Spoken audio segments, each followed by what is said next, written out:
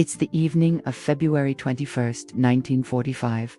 Over a darkened Germany, a moonlit sky is shattered by the deep, relentless rumble of engines. A stream of British Lancaster heavy bombers is on the move, a formidable force bent on ending the war. From below, defensive flak erupts, but it falls short. Unseen, a shadow moves within the clouds.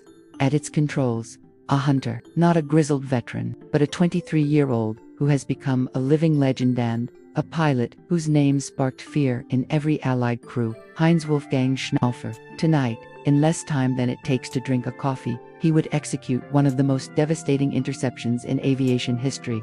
This is the story of the ghost of St. Trond. By early 1945, Major Schnaufer was already the Luftwaffe's top night fighter ace, with over 100 kills and Germany's highest military honor.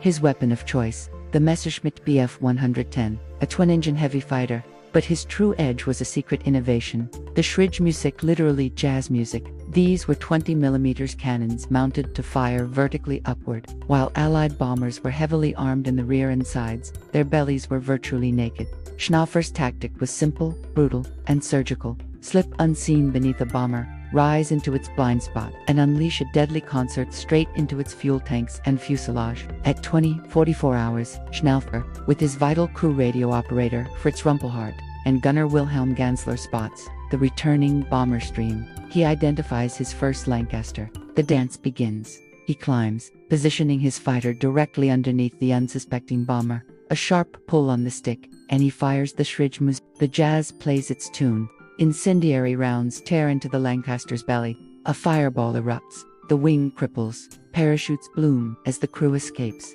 The first kill is confirmed, but Schnaufer is just warming up. The sky is full of targets. He dives, finds another, repeats the maneuver. Another Lancaster falls, then another. The British crews now know he's among them, the dreaded Spook of St. Trond. They throw their heavy bombers into violent corkscrew maneuvers. But Schnaufer is a master predator, mirroring their every move, clinging to their blind spot. At one point, the turns are so extreme his gunner fires while their plane is practically on its side. Rumpelhardt would later write, "We practically stood upon our wingtip whilst firing." In their relentless pursuit, they don't realize they've crossed over Allied frontline territory. Suddenly, American anti-aircraft guns open up. Flak fills the sky. Yet Schnaufer presses on, lining up his eighth victim. He maneuvers underneath, pulls up, and his gunner announces, "Ammunition exhausted." The Schräge Musik is silent. For one Lancaster crew, it's a miraculous escape. But Schnaufer isn't finished. He switches to his forward-firing guns for a classic rear attack. He closes in, and the guns jam. His final prey slips away. Battered and low on fuel, Schnaufer evades the deadly crossfire and returns to base. As the engines shut down at Gütersloh airfield, a profound silence fills the cockpit. The crew is stunned. In just 19 minutes, they had shot down 7 four-engined heavy bombers, combined with 2 earlier victories that night.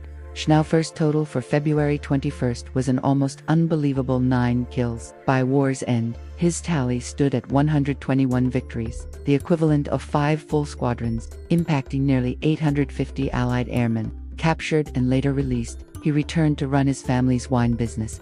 Tragically, Heinz-Wolfgang Schnaufer died in 1950 from injuries sustained in a car accident in France. He was just 25.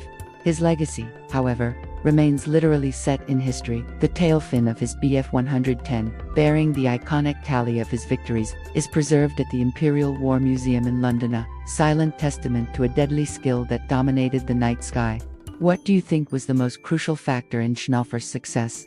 The technology of Schräge Musik, his innate skill, or the coordination of his crew?